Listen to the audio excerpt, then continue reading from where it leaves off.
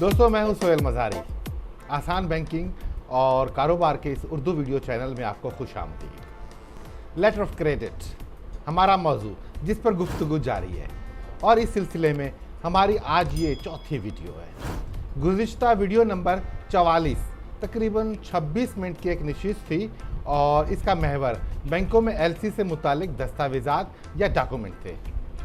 आज फिर हम बात करने जा रहे हैं एलसी के मंदरजात या तहरीरी इबारतों को पढ़ने और उसमें इस्तेमाल होने वाले चंद ख़ास अल्फाजों और फ़िक्रों को समझने पर। हम अमली तौर पे एक मुकम्मल एलसी का नमूना आपके सामने पेश करेंगे और फिर हर्फ बा हर्फ उसकी बारीकियों पर रोशनी डालेंगे। मगर इन सब से जुड़ा एक बहुत ही अहम और ज़रूरी चीज़ जो कि एलसी से तो मुंसलिक है मगर उसका हिस्सा नहीं है, उसे यूं कह सकते हैं कि एक्सपोर्टर या इंपोर्टर के दरमियान तय पाने वाले मामलात से इस सब का कोई लेना देना नहीं होता है, मगर फिर भी इसका वास्ता उससे ज़रूर होता है। चलें फिर आज हमारी आज की नशिस्त इसी ख़ास नुक्ते से शुरू होती है। दोस्तों, दुनिया का एक बहुत ही खूबसूरत मुल्क है और उसका नाम है बेल्जियम। बेल्जियम के दारुल हुकूमत का नाम ब्रसेल्स है। इस मुल्क के एक छोटे से शहर जिसका नाम बेज़ल्स है, उसका तज़किरा हमारी आने वाली वीडियोस में काफ़ी आने वाला है, क्योंकि बैंकिंग के रिस्क मैनेजमेंट में बेज़ल्स प्रोग्राम जो कि बैंकों में पाए जाने वाले ख़तरात की निशानदही, दर्जाबंदी और पेशबंदी के हवाले से ना सिर्फ बहुत मशहूर है बल्कि नागुज़ीर है और इसे हम अपने इस सिलसिले में शामिल करेंगे और इंशाल्लाह बहुत जल्द उस पर भी सिलसिलावार वीडियोज़ आना शुरू हो जाएंगी। तो बेल्जियम के दारुल हुकूमत बेज़ल्स में 3 मई 1973 को वहाँ के चंद दानिश्वरों ने मिलकर एक इदारा कायम किया जो फिर तरक्की करता आज पूरी दुनिया के बैंकिंग चैनल में फैल चुका है और उस इदारे का नाम है the society for world wide interbank financial telecommunication. काफ़ी लंबा नाम है। इसे उर्फ़े आम में मुख्तसरन स्विफ्ट भी कहा जाता है, SWIFT। इसी सोसाइटी का एक ज़ैली इदारा या कंपनी भारत में भी कायम है जिसका नाम Swift India domestic services private limited है, जो कि भारत में मकामी सतह पर बैंकों में अंदरून मुल्क राब्ते का काम करती है। स्विफ्ट का बुनियादी मकसद या जिम्मेदारी ये है कि उससे मुंसलिक बैंकों और तमाम मालियाती इदारों के दरमियान एक मरबूत, वसी, काबिल भरोसा, जल्द और महफूज पैगाम रसानी और मालूमात का मुंतकली का निज़ाम मुहैया करना और इस पर निगरानी कायम रखना, जिसमें रकूमात की मुंतकली और अदायगियों के मामलात भी शामिल हैं। दोस्तों, इस वक्त दुनिया के 200 ममालिक के तकरीबन 11,000 बैंक्स और दीगर मालियाती इदारे इस सोसाइटी के मेंबर्स हैं और इस निज़ाम से मुंसलिक है। आज के वक्त में G10 ममालिक के नुमाइंदों पर मुश्तमिल एक टीम इसकी निगरानी और फैसला साजी के फ़राइज़ अंजाम दे रही है। इस निज़ाम में मुख्तलिफ़ इक़साम के पैगामात और मालूमात को दर्जों में तकसीम करके और फिर हर दर्जे को एक मखसूस कोड नंबर मुहैया कर दिया जाता है और उससे मुंसलिक हर बैंक के लिए लाजिम है कि वो इसी कोड नंबर के दर्जे में अपना पैगाम दूसरे मेंबर बैंक को भेजे और पैगाम मौसूल करने वाला बैंक या इदारा फिर इन हिदायत या पैगाम पर मज़ीद कार्रवाई करने का पाबंद होगा, जैसा कि तयशुदा है। इन सब को स्विफ्ट कोड्स कहते हैं और उनके दर्जात कहलाते हैं। मसलन एलसी के लिए STM 700 या MT 700 का भी कह सकते हैं। MT से मुराद है मैसेज ट्रांसफ़र। हमारी आज की एलसी चूँकि बिल्कुल असल की मानिद है या मुताबिकत रखती है, लिहाजा हम भी अपने इस एलसी में दरअसल में स्विफ्ट कोड्स इस्तेमाल करेंगे, जिसका वाहिद मकसद एलसी से मुतालिक मरबूत तालीम मुहैया करना है। स्विफ्ट इदारे का क़याम का एक और मकसद भी था कि उस वक्त के टैलेक्स के निज़ाम से छुटकारा लेना। यकीनन टैलेक्स का निज़ाम भी अपने वक्त में एक बहुत अच्छा निज़ाम था, बल्कि कई मुल्कों में तो अब भी अंदरून मुल्क ये निज़ाम चल रहा है, जहाँ फिर बैंकों के दरमियान टेस्ट की अरेंजमेंट कायम होता है।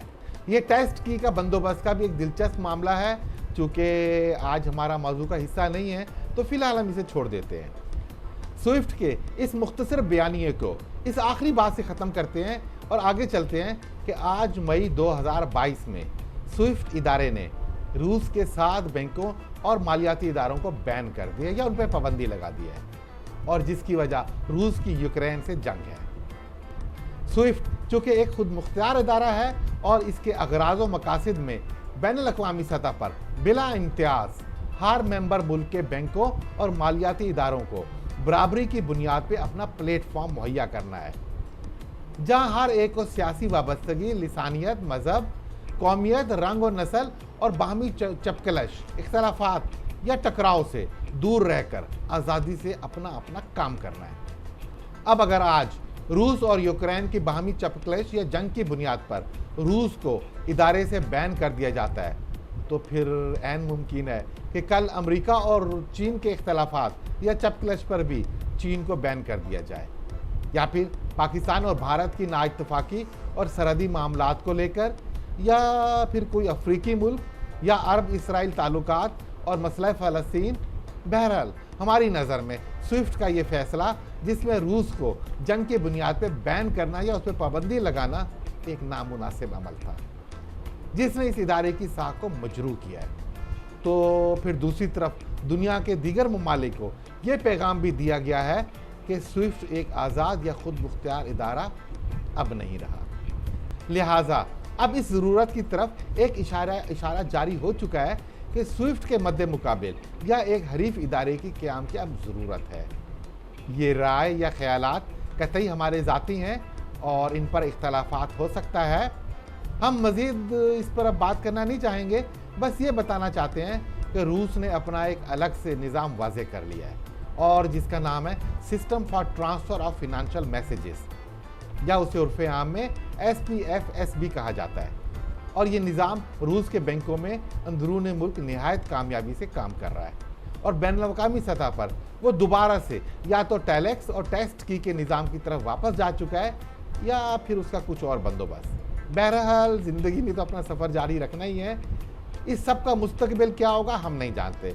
हम बस आगे बढ़ते हैं और अपनी LC को स्विफ्ट कोड के साथ पढ़ना शुरू करते हैं। स्विफ्ट मैसेज टाइप 700, इसका मतलब है डॉक्यूमेंट्री क्रेडिट का जारी होना। LC मैसेज सेंडर यानी पैगाम भेजने वाला। स्विफ्ट एड्रेस बमा LC जारी करने वाले बैंक का नाम फर्ज कर लेते हैं कराची कमर्शियल बैंक लिमिटेड, दरअसल में ये बैंक है नहीं। मैसेज रिसीवर यानी पैगाम वसूल करने वाला। स्विफ्ट एड्रेस बमा LC वसूल करने वाले बैंक का नाम, फर्ज कर लीजिए Dhaka commercial bank Bangladesh.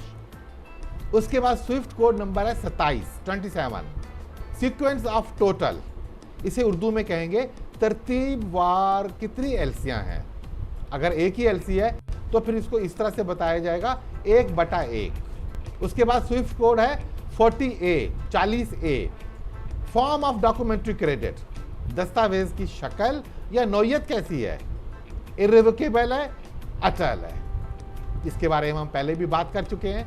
Swift code number 20 transaction reference number, अब यहाँ पे ये बताया जाएगा कि LC का नंबर क्या है, पूरा कंप्लीट LC का नंबर। उसके बाद swift code number 31C date of issue या LC जारी होने की तारीख 25 अप्रैल 2022। अब यहाँ एक निहायत ही अहम बात बताना चाह रहे हैं कि LC की दस्तावेज में जब भी और जहाँ भी तारीख दी जाएगी वो हमेशा 8 हिस्सों में होगी और इसी तरतीब में होगी, लिहाजा उसे इसी तरह से पढ़ा जाएगा जैसा कि बाईं तरफ से पहले 2 हिस्सों से साल, उसके बाद दरमियान के 2 हिस्सों से महीना और दाईं तरफ आखिरी 2 हिस्सों से मुराद दिन या उस दिन की तारीख। अब यहाँ इन हिस्सों से मतलब है 25 अप्रैल सन 2022 ईस्वी का साल। दोस्तों LC में दुनिया भर में हमेशा ईस्वी साल से ही तारीख ली जाती है। जिन मुल्कों में इस्लामी कैलेंडर राइज है और जहां दीगर इलाकाई कैलेंडर्स वगैरह भी राइज हैं, वहां भी इस सिलसिले में हमेशा ईस्वी साल से ही तारीख और इसी तरतीब से ली जाती है।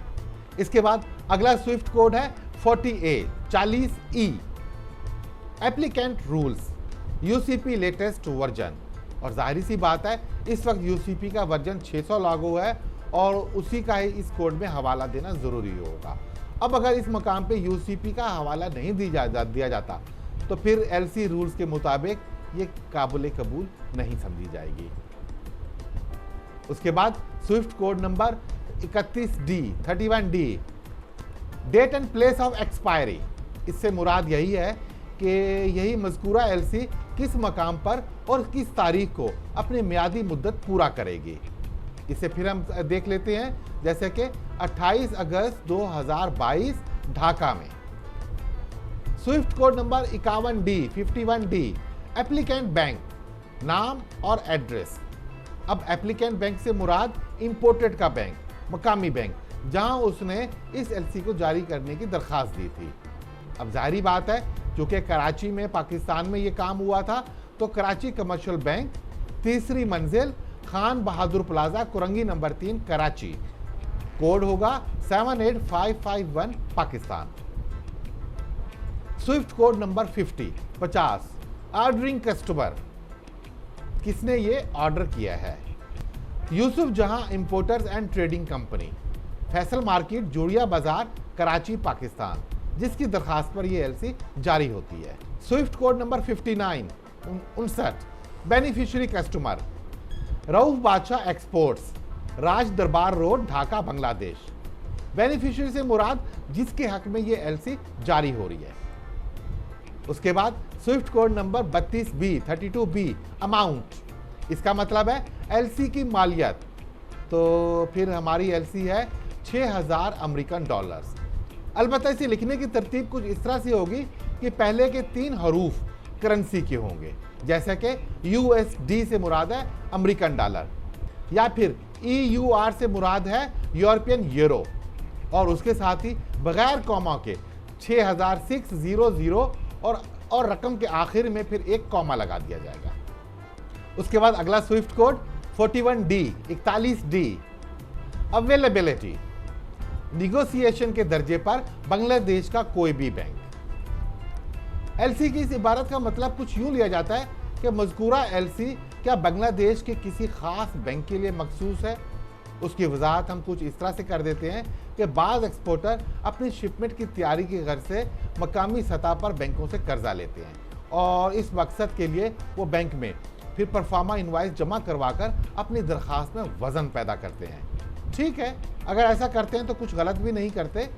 بینک ان پر شرط عائد کرتا ہے کہ اس پرفارما انوائس کے عوض قرضہ اس وقت ہی مل سکتا ہے جب اسی پرفارما انوائس سے متعلق ایل سی ہمارے بینک کو موصول ہوگی، اور اسی بینک سے ہی ایکسپورٹ کی دستاویزات نیگوشیٹ ہوں گی. تو دوستو، پھر سادہ سا مطلب ہے کہ ایکسپورٹر قرضہ ایک بینک سے لیتا ہے اور ایل سی پھر وہ دوسرے بینک میں لے جاتا ہے، اور وہاں سے اس ایل سی اور دستاویزات کی بنیاد پر ایک دوسرا قرضہ لیتا ہے. نہ بابا نہ، قرضہ لینا ہے تو پھر ایل سی بھی اسی بینک میں آنی ہوگی، اور دستاویزات بھی ہماری بینک میں نیگوشیٹ ہوں گے. اب اگر ایسا سب کچھ ہے تو پھر ایل سی کے اس درجے پر اسی بینک کا نام اور ایڈریس ایکسپورٹر امپورٹر سے کہلوا کر ڈلوائے گا. اور اگر ایسی کوئی صورتحال نہیں ہے تو پھر یہ ایل سی کسی بھی بینک کے لیے قابل قبول اور فری ہوگی. اب ہمارے اس کیس میں یہاں بنگلہ دیش کے کسی بھی بینک کے لیے یہ ایل سی آزاد یا فری ہے، اور کوئی بھی بینک اس پر اپنے دستاویزات کو نیگوشیٹ کر سکتا ہے. اس کے بعد اگلا Swift code 42C draft at. تو ہمارا ڈرافٹ پھر سائٹ پہ ہے. اب جیسا کہ ہم اپنی پہلی ویڈیوز میں ایل سی کے اقسام میں بتا چکے ہیں کہ ایل سی سائٹ سے مراد ہے تجارت یا شپمنٹ کیش پر ہوگی، یعنی کہ اس ایل سی کی دستاویزات جیسے ہی اپلیکینٹ بینک یا پیئنگ بینک کو موصول ہوں گے، وہ پڑتال کے فوراً بعد نیگوشیٹنگ بینک کو ادائیگی کر دے گا. اب اسے دوسرے رخ پہ بھی دیکھتے ہیں کہ اگر draft at 90 days from bill of leading ہے تو پھر اس کا مطلب ہے تجارت یا شپمنٹ 90 دنوں کی ادھار پر ہے. اس صورت میں نیگوشیٹنگ بینک سے جیسے ہی اپلیکینٹ بینک یا پیئنگ بینک کو دستاویزات بما ڈرافٹ موصول ہوتا ہے تو وہ پڑتال کے فوراً بعد حتمی ادائیگی کی تاریخ سے نیگوشیٹنگ بینک کو مطلع کر دے گا، اور پھر اسی تاریخ کو ادائیگی بھی کر دے گا. اس کے بعد اگلا سوئفٹ کوڈ ہے 42A ڈرائی. ڈرائی سے مراد وہ بینک جہاں یہ ڈرافٹ ادائیگی کے لیے پیش کیا جائے گا. اب چونکہ ایل سی جاری کرنے والا بینک یہاں پر خود ہی ڈرائی ہے تو پھر یہاں کراچی کمرشل بینک لمیٹڈ بطور ڈرائی ہی رہے گا. اس کے بعد 43F partial shipment not allowed. Partial shipment سے مراد ایل سی کی مالیت کے مساوی شپمنٹ ٹکڑیوں میں یا حصوں میں مہیا کرنا. فرض کر لیجئے 10,000 ٹن سیمنٹ کا آرڈر ہے تو پھر اسے 3,000 ٹن کی ایک دفعہ میں اور کچھ وقفے سے پھر 3,000 اور 4,000 ٹن اس کے بعد، مگر شپمنٹ کی آخری تاریخ سے پہلے اس طریقے کو پارشل شپمنٹ کہا جاتا ہے۔ اب اگر ایکسپورٹر اپنے امپورٹر کو اس بات پہ راضی کر لے تو پھر سوئفٹ کوڈ 43F کے اس درجے میں پارشل شپمنٹ الاؤڈ ہوگا۔ ناٹ الاؤڈ کا سیدھا سا مطلب ہے کہ امپورٹر نے ایکسپورٹر کو اس بات سے منع کر دیا ہے، اب اسے ساری کی ساری شپمنٹ ایک ہی دفعہ میں کرنی ہوگی۔ Swift code 43T trans shipment allowed. اب یہاں دوستوں ہم تھوڑا سا ایک ٹویسٹ لیتے ہیں۔ ہمارے وہ دوست جو بائی ایئر لمبی مسافت کے سفر پہ جاتے ہیں وہ جانتے ہیں کہ اگر کینیڈا کے شہر اوٹاوا یا پھر آسٹریلیا کے شہر میلبورن جانا ہو اور فلائٹ ایئر امارات کی ہے تو پھر پہلے کراچی سے یا لاہور سے دبئی جانا ہوگا اور پھر وہاں کچھ دیر رکنے کے بعد ایک دوسرے جہاز سے اگلی منزل کی طرف روانگی ہوگی۔ سول ایویشن کی زبان میں ایک ہی سفر میں ایک یا ایک سے زیادہ جہازوں کی تبدیلی کو کنیکٹنگ فلائٹ کہتے ہیں۔ اسی طرح سے اگر سنگاپور سے لاس اینجلس امریکہ کی سیدھی فلائٹ لی جائے جو کہ سنگاپور ایئر لائن سے جاتی ہے تو اسے ڈائریکٹ فلائٹ کہا جاتا ہے۔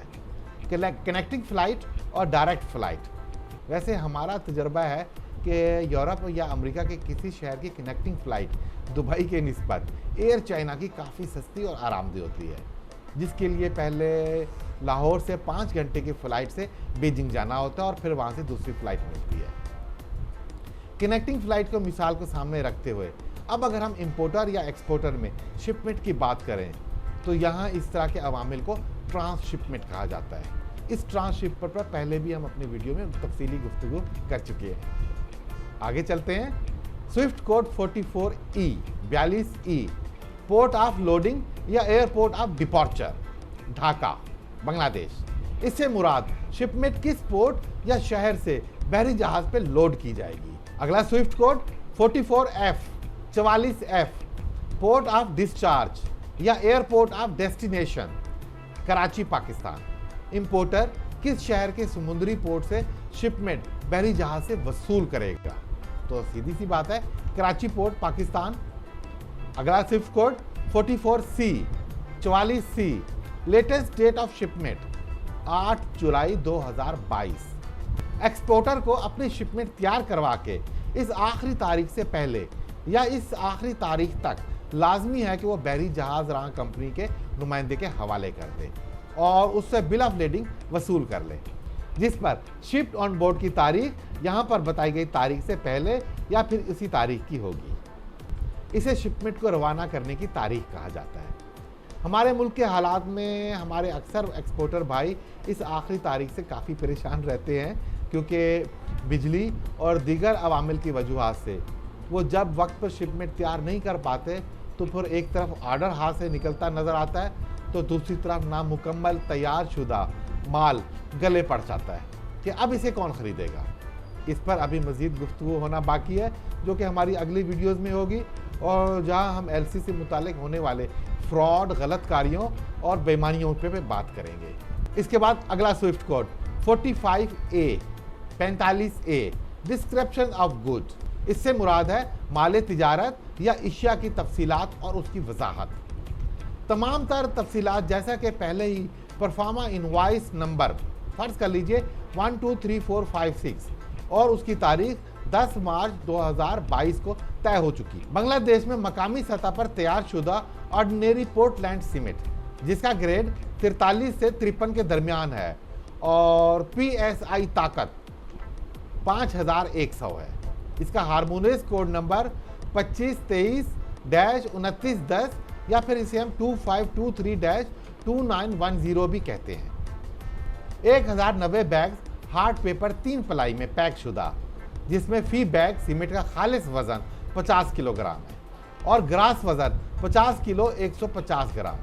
بنگلہ دیش میں ڈھاکہ پورٹ سے بحری جہاز پر لوڈ کرنے سے لے کر کراچی پورٹ تک پہنچنے کے اخراجات بما میرین انشورنس کاسٹ کے ساتھ فی بیگ قیمت امریکن ڈالر میں $5 اور 51 سینٹ 5.51 ڈالر ہے۔ اسے CIF شپمنٹ کہا جاتا ہے، cost, insurance and freight. 1090 bag की टोटल मालियत अमेरिकी डॉलर में फिर $6000 है।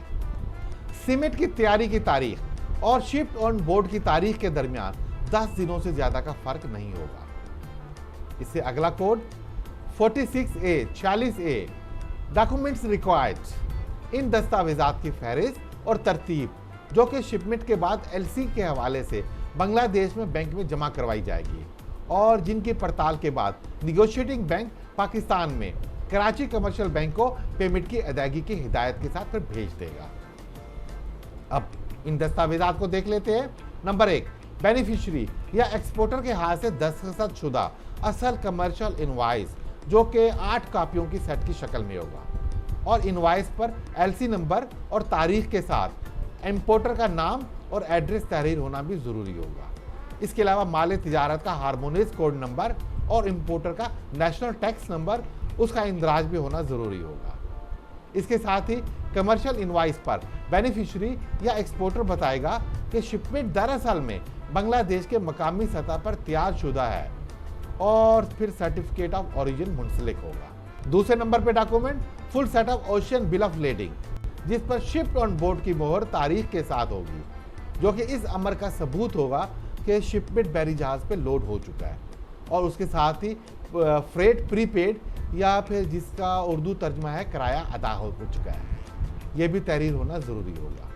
दोस्तों, इन तमाम दस्तावेजात पर हम इससे पहले वीडियो नंबर 44 बनाकर अपलोड कर चुके हैं जिसमें हमने मुनासिब वजाहत के साथ अपनी गुफ्तगू की थी। अब यहाँ हम दस्तावेजात पर मज़ीद बात करने के बजाय सिर्फ फहरिस्त में मौजूद नुकात पर बात करते हुए आगे बढ़ते हैं। तीसरा दस्तावेज एप्लीकेंट की जानिब से इंश्योरेंस कवर्ड का सर्टिफिकेट जिस पर बैरी जहाज का नाम, LC number, bill of leading का नंबर और तारीख का इंदराज के साथ साथ शिपमेंट की मिकदार, नोयत और मालियत का इंदराज भी होना ज़रूरी होगा। इंश्योरेंस जारी करने वाली कंपनी का नाम, उसका एड्रेस, फ़ोन नंबर और ईमेल वगैरह का भी होना ज़रूरी होगा। बेनिफिशियरी के दस्तखत से जारी शुदा पैकिंग लिस्ट जिसमें नेट और ग्रास वेट जिसको हम मजमूई वजन भी कहते हैं और एलसी नंबर को इंदराज करना ज़रूरी होगा। तादाद में ये दस्तावेज भी 8 होना ज़रूरी है। इन दस्तावेजात के बाद अगले मरले पे हम स्विफ्ट कोड देखते हैं 47A 47A terms and condition, कुछ मजीद या इजाफी शराइत। जमा या मनफी में 5% तक की रियायत होगी। किसी भी वजह से अगर वजन में कमी बेशी हो जाती है तो फिर वो 5% से ज़्यादा काबिल कबूल नहीं होगी।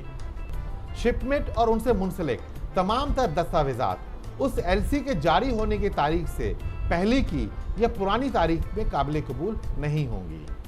किसी तीसरी फरीक के नाम का या उसके साथ शराकतदारी का बिल ऑफ लेडिंग भी काबिल कबूल नहीं होगा। तमाम तर दस्तावेजात के लिए उनको जारी करने की तारीखें और एलसी नंबर्स बमा एलसी जारी होने की तारीख का इंदराज होना ज़रूरी होगा। इन तमाम दस्तावेजात का एक नॉन निगोशिएबल सेट या समझ लीजिए एक कॉपी बेनिफिशियरी या एप्लीकेंट को कोरियर से भेजेगा। निगोशिएटिंग बैंक के लिए हिदायत है कि वो एलसी एडवाइजिंग की चार्जेस की अदायगी या वसूलियाबी को यकीनी बनाए। अब अगर ऐसा नहीं होगा तो फिर वो इसका खुद से जिम्मेदार होगा। पड़ताल के दौरान दस्तावेजात में अगर एतराज़ या तजाद की निशानदही होती है जो कि फिर एप्लीकेंट को बताई जाएंगी, अगर वह कबूल कर लेता है तब भी इस तरह के दस्तावेजात की मद में पेइंग बैंक 150 अमेरिकन डॉलर अदायगी के क्लेम से बतौर चार्जेस पर काट लेगा।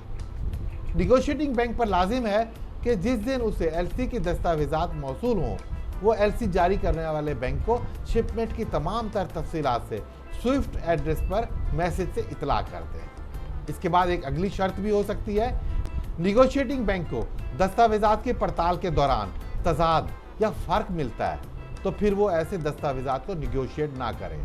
अलबत्ता अगर एलसी जारी करने वाला बैंक इस तजाद या एतराज़ पर इजाज़त देता है, उसको अलाउ कर देता है, तो फिर दस्तावेजात निगोशिएट हो सकते हैं।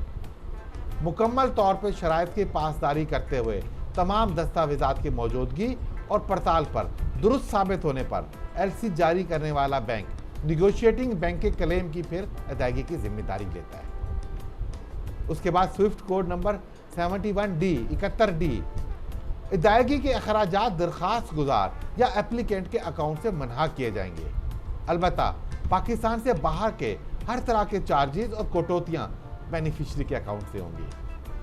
اگلا سوئفٹ کوڈ 48 دستاویزات کو نیگوشیٹنگ بینک میں جمع کروانے کی مدت زیادہ سے زیادہ 21 دن ہے۔ سوئفٹ کوڈ 49 اب اس ایل سی میں مزید کسی قسم کی کنفرمنگ یا ہدایت وغیرہ نہیں ہے۔ سوئفٹ کوڈ 78 ادائیگیوں اور دستاویزات کو قبولیت سے متعلق ہدایات۔ اس ایل سی کے اصل نیگوشیبل دستاویز کی پشت پر اس پر ہونے والی شپمنٹ اور ادائیگیوں کی تفصیلات کو نیگوشیٹنگ بینک اندراج کرے گا، لکھ لے گا۔ نیگوشیٹنگ بینک اس بات کی بھی تصدیق کرے گا کہ اس ایل سی کی تمام تر شرائط کو پورا کیا گیا ہے، جیسے کہ ابھی بیان ہوا بتایا گیا ہے۔ نیگوشیٹنگ بینک شپمنٹ کے تمام اصل دستاویزات کو کوریئر سے فوراً ہمیں روانہ کرے گا، اور اس کے ساتھ ہی ایک کاپی کا سیٹ رجسٹرڈ پوسٹ میل سے بھی ہمیں روانہ کرے گا ہمارے کراچی کے ایڈریس پر۔ سوئفٹ میسج ختم ہوا۔ تو دوستو، یہ تھی ہماری آج کی ایل سی، جسے ہم نے نہایت ہی تفصیل سے پڑھا اور دیکھا، اور ایل سی کا یہ نمونہ بالکل اصل کے معنی تھا، مگر ایک عام سی سائٹ ایل سی تھی جس میں ٹیکنیکل یا پیچیدگیاں وغیرہ بالکل بھی نہیں تھیں، بلکہ ایک سادہ سی ایل سی تھی، کیونکہ ہم تو پھر سیکھ رہے تھے، سمجھ رہے تھے۔ لیکن دوستو، اس کے بعد یقیناً ایک بہت ہی اہم، ضروری اور نسبتاً کچھ خطرناک ویڈیو کا نمبر آنے والا ہے۔ ایل سی یا بین الاقوامی تجارت کے پردے میں ہونے والے فراڈ اور بے ایمانیوں کی کہانیاں، اور اس کے ساتھ پھر ان کا توڑ بھی۔ بارڈر کے اس پار بیٹھے لوگ تجارت یا کاروبار کی آڑ میں کیسے دھوکہ دیتے ہیں اور سیدھے سادے شریف ایماندار تاجروں کو نقصانات سے دوچار کرتے ہیں۔ یہ کوئی ایک ملک یا کسی ایک علاقے میں نہیں ہوتا، بلکہ ساری دنیا میں اس طرح کے عوامل پھیلے ہوئے ہیں۔ اب ہم نے بھی تو اسی دنیا میں ہی رہنا ہے اور ان سب کے ساتھ ہی پھر جینا ہے، مگر ہوشیاری سے، تجربے اور مہارت سے۔ اور پھر وہی بات دوبارہ سے ہم دہرائی دیتے ہیں کہ بھروسہ ایک کمزوری یا غفلت کا نام ہے۔ ہمیشہ سسٹم یا نظام سے چلیں اور منفی لالچ کو اپنانے کے بجائے محنت اور لگن کے ساتھ اللہ تعالیٰ کی نصرت پر یقین رکھیں اور آگے بڑھتے رہیں، ضرور کامیابیاں ملیں گی۔ ہم اپنے اس سلسلے میں ضرور کسی نہ کسی مقام پر یہ بھی بتائیں گے کہ بین الاقوامی تجارت میں اچھا کسٹمر یا کاروباری پارٹنر کیسے تلاش کیا جاتا ہے اور پھر ان کے ساتھ معاملات کیسے طے ہوتے ہیں۔ بس ہمارے ساتھ رہیں، ہمارے ویڈیوز آخر تک باغور دیکھیں اور ان کو سمجھیں۔